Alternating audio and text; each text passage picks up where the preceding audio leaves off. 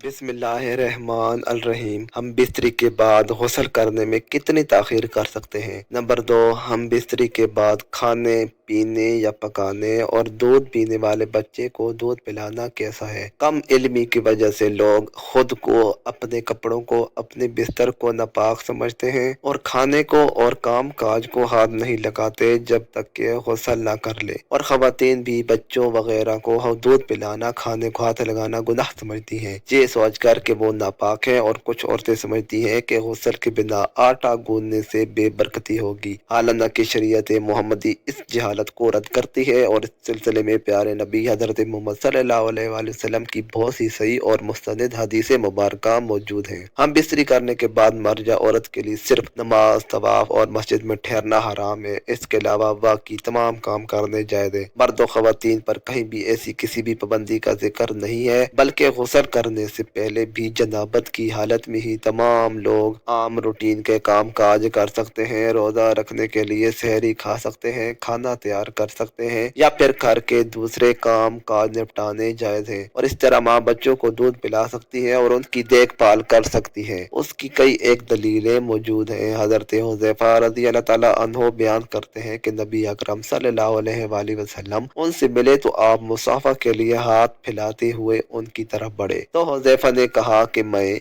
जनबी हूँ। इस पर आप सल्लल्लाहु अलैहि वसल्लम ने फरमाया, मुसलमान नजस नहीं होता। इसी तरह की एक हदीस पाक बुखारी की हदीस नंबर 283 में है कि जिसमें हजरत अबू हुरैरा रज़ी अल्लाह ताला अन्हो फरमाते हैं कि एक दफा मैं हालत जनाबत में होने की वजह से हजूर के सामने होने के बावजूद भी उनसे नहीं मिला, जिस पर हजूर सल्लल्लाहु अलैहि वसल्लम ने फरमाया, मुसलमान हरगिज नापाक नहीं होता। हाफिज इब्ने हजर फतहुल बारी में कहते हैं कि इस हदीस में इस बात का जवाब पाया जाता है कि गुस्ल जनाबत को उसके वाजिब होने के अव्वल वक्त में ताख़ीर की जा सकती है, और इसका जवाब है कि जनबी शख्स अपनी ज़रूरियात पूरी कर सकता है। हज़रत आयशा रज़ी अल्लाह ताला अन्हा कहती हैं कि रसूलुल्लाह सल्लल्लाहु अलैहि वसल्लम जनबी होते और पानी छुए बगैर सो जाते, फिर उसके बाद उठते और गुस्ल फरमाते। किसी ने आयशा रज़ी अल्लाह ताला अन्हा से सवाल किया कि ए आयशा रज़ी अल्लाह ताला अन्हा, हज़रत मोहम्मद सल्लल्लाहु अलैहि वसल्लम हम बिस्तरी करके नहा लिया करते या ऐसे ही सो जाया करते? हज़रत आयशा रज़ी अल्लाह ताला अन्हा फरमाती हैं कि हज़ूर सल्लल्लाहु अलैहि वसल्लम हम बिस्तरी करके वैसे ही सो जाया करते थे। जब मुअज्जिन रसूल सल्लल्लाहु अलैहि वसल्लम फजर की अजान देने के लिए आता तो हज़रत मोहम्मद सल्लल्लाहु अलैहि वसल्लम गुस्ल करके जिस्म को खुश्क करने के बगैर ही मस्जिद में तशरीफ ले जाते और नमाज फजर की जमात करवाते, और मैं घर में आप सल्लल्लाहु अलैहि वसल्लम की आवाज़ सुनती रहती थी। फिर आप सल्लल्लाहु अलैहि वसल्लम रोज़ा रख लेते थे। किसी ने आमिर रज़ी अल्लाह अन्हो से पूछा, क्या ये रोज़ों के महीने में ही ऐसा हुआ करता था कि आम मामूल में भी यही हुआ करता था? आमिर रज़ी अल्लाह ताला अन्हो ने फरमाया कि रोज़ों के अलावा भी ऐसा ही हुआ करता था। आयशा रज़ी अल्लाह ताला अन्हा से मरवी है कि आप सल्लल्लाहु अलैहि वसल्लम हम बिस्तरी करने के बाद सोने से पहले गुस्ल करते और बाज़ औक़ात तयम्मुम भी कर लिया करते थे। रवायत है कि आप सल्लल्लाहु अलैहि वसल्लम जनाबत की हालत में सो लिया करते थे। हज़रत आयशा रज़ी अल्लाह ताला अन्हा से मरवी है कि आप सल्लल्लाहु अलैहि वसल्लम जनाबत की हालत में शर्मगाह को धोते और फिर नमाज जैसा वज़ू करते। नादरीन ग्रामी, हम बिस्तरी के बाद अफसल यही है कि आदमी जल्दी गुस्ल करके पाक साफ हो जाए। अगर नमाज के वक्त तक गुस्ल को मौखर कर दे तो गुनहगार नहीं होगा। अगरचे फजर तक गुस्ल मौखर करने की सूरत में अगर हम बिस्तरी के बाद सोना हो तो आदमी इस्तिंजा और वजू कर ले, फिर सो जाए और फिर बेदाग और होकर गुस्ल कर दे।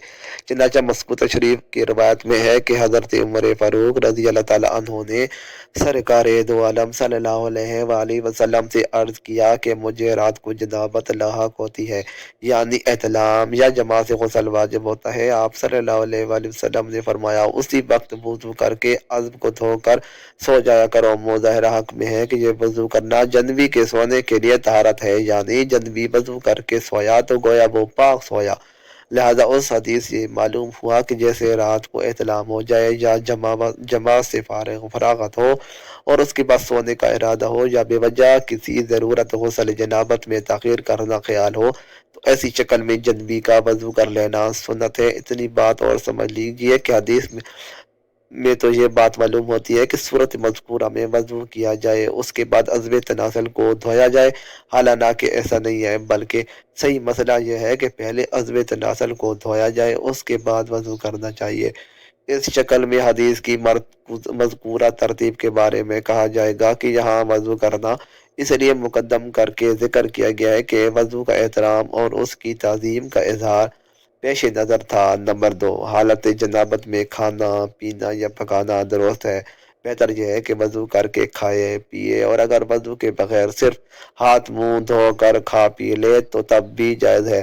بچے کو دودھ پلانے والی ماں کا پاک ہونا ضروری نہیں ہے، لہذا بچہ رو رہا ہو تو عورت ناپاکی کی حالت میں دودھ پلا سکتی ہے، لیکن کوشش یہ کرنی چاہیے کہ جلد از جلد غسل کر لیا جائے۔ حالت جنابت میں زیادہ دیر تک نہیں رہنا چاہیے۔ ناظرین گرامی، یہ یاد رہے کہ یہ وضو کرنا بھی واجب نہیں ہے، لیکن وضو کرنا اور شرمگاہ کو دھو لینا مستحب ہے۔ حضرت عائشہ رضی اللہ تعالی عنہا بیان کرتی ہیں کہ نبی صلی اللہ علیہ وآلہ وسلم اگر جنبی حالت میں کھانا یا سونا چاہتے تھے تو نماز کی طرح وضو کرتے تھے۔ وضو کرنا اس لیے افضل ہے کہ نبی کریم صلی اللہ علیہ وآلہ وسلم نے فرمایا کہ 3 لوگوں کے پاس رحمت کے فرشتے نہیں آتے: کافر کی لاش، خلق کی خوشبو لگانے والا جنبی شخص، جب تک کہ وہ وضو نہ کر لے۔ حضرت عبداللہ ابن مسعود رضی اللہ تعالیٰ عنہ سے روایت ہے کہ میں نے نبی کریم صلی اللہ علیہ وآلہ وسلم سے پوچھا کہ یا رسول اللہ، سب سے افضل عمل کون سا ہے؟ آپ نے فرمایا وقت پر نماز ادا کرنا۔ میں نے پھر پوچھا پھر کون سا عمل زیادہ بہتر ہے؟ آپ نے فرمایا ماں باپ کے ساتھ حسن سلوک کرنا۔ میں نے پھر پوچھا اللہ کے رسول پھر کون سا عمل؟ آپ نے فرمایا اللہ کی راہ میں جہاد کرنا۔ پھر آپ صلی اللہ علیہ وآلہ وسلم خاموش ہو گئے، حالانکہ اگر میں زیادہ پوچھتا تو آپ صلی اللہ علیہ وآلہ وسلم زیادہ بتاتے۔ رسول اللہ صلی اللہ علیہ وآلہ وسلم نے فرمایا اللہ کے فیصلے پر راضی ہونا ابن آدم کی سعادت یعنی نیک بختی ہے، اللہ سے خیر طلب نہ کرنا ابن آدم کی شقاوت بدبختی ہے، اور اللہ کے فیصلے پر ناراض ہونا ابن آدم کی شقاوت یعنی بدبختی ہے۔ جامعہ ترمذی 2153۔ رسول اللہ صلی اللہ علیہ وآلہ وسلم نے فرمایا جب 2 مسلمان آپس میں ایک دوسرے سے مصافحہ کرتے ہیں تو ان دونوں کے جدا ہونے سے پہلے انہیں بخش دیا جاتا ہے۔ اللہ پاک سے دعا ہے کہ اللہ تعالی ہمیں دین اسلام کے مطابق زندگی گزارنے کی توفیق عطا فرمائے، آمین۔ مزید اچھی ویڈیوز کے لیے چینل کو سبسکرائب کریں۔ شکریہ۔